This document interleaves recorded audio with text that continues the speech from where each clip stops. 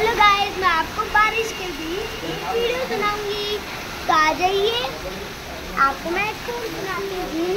बारिश के बीच गर्मी से तपती धरती पर वर्षा जब जब आती है, मोर नाचते झूम झूम हमें खुशी मिल जाती है।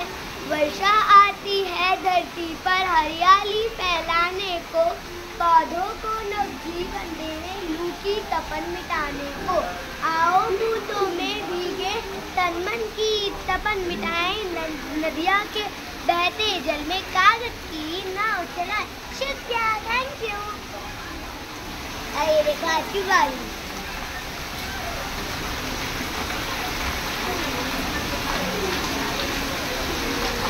अगर आपको पोम अच्छी लगी तो लाइक, शेयर और सब्सक्राइब जरूर करना और कमेंट में